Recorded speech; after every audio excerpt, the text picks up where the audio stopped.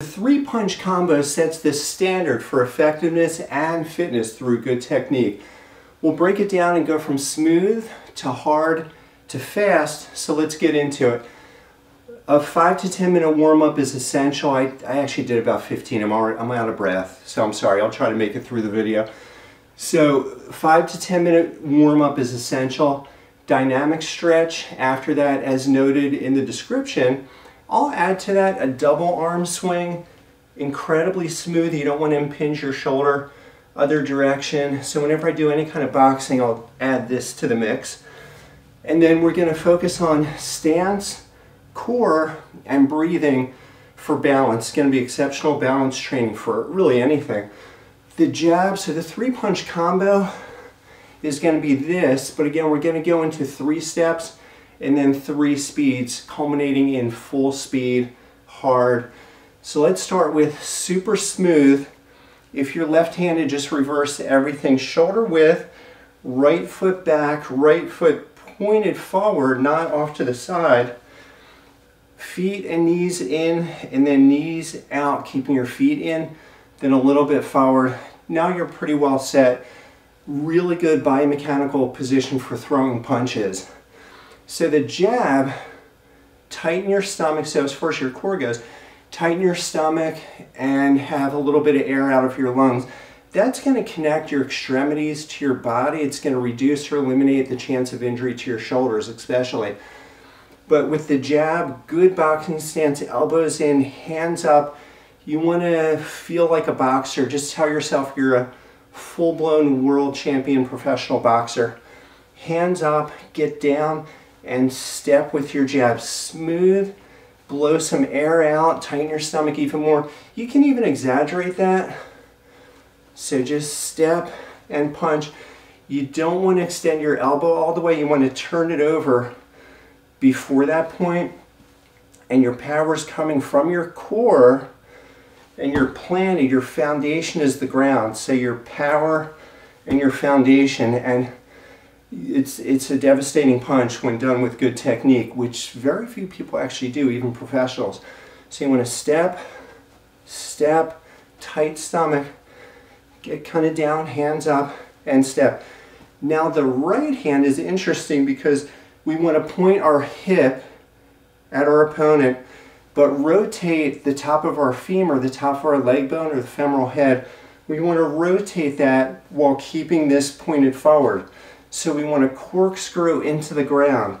So you're corkscrewing, keeping this as forward as you can, while you're rotating your top of your leg bone into the socket of your hip as you're screwing down. So let's do a couple of those, and just screwing into the ground with a good end point, good core, and good foundation. What this does too, not only does it create a good punch, and I could already feel the muscles working, so it not only creates a good punch, but it presets for the transition to that third punch, the left. So it's going to be, let's do 3 more of these. Just think of screwing into the ground. Everything I discussed, it's actually a lot. It really is a hard concept. Just think of forward and rotating and screwing. Then that third punch is going to be pretty much like the jab. So we're not starting with it, so we just call it a left, not a jab. But again, you're turning over, not extending, turning over and breaking off. Now let's put them together into left, right,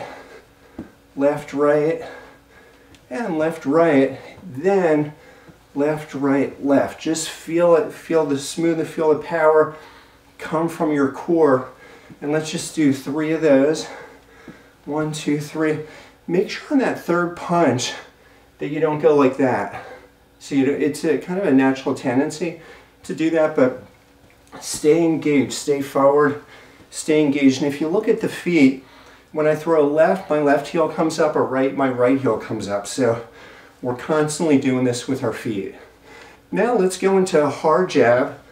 So just a hard break off. And be aware of your shoulder. You don't want to overdo this, because we really want to build up our muscles, our connective tissues, and our neural connections too. So don't necessarily do this at full speed, maybe 80%, just a hard break off. Now, same thing with the right. Same thing with the right. We're screwing into the ground, keeping pointed and rotating. So screwing into the ground. Let's put those two together, just like that.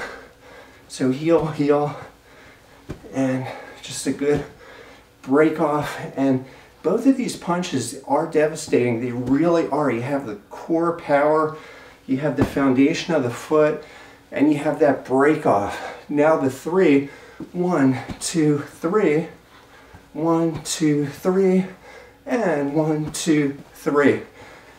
Let's put it all together. Again, don't overdo it, because especially if this is your first time, you want to, again, develop everything before you get way into it. So let's go at 80 to 100% speed, whatever you feel comfortable with, but don't sacrifice technique. So 1, 2, 3, 1, 2, 3, 1, 2, 3. And actually I'll go more to where you are exactly my opponent. 1, 2, 3, 1, 2, 3. And let's do 3 more where I'm gonna really try to hunker down, go for speed. I'm still a little tight. I'm carrying some of that tightness into my arms and legs, which I don't want to do. I want to just keep the tightness here and at the end points, but everything else relaxed. So good technique always starts with a good stance, good core, and a little bit of air out of the lungs.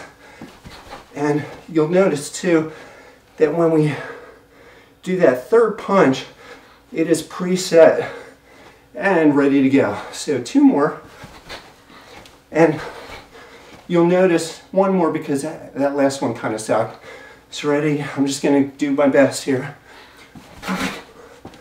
And that is that. So you'll notice too, I kept a fist for the most part.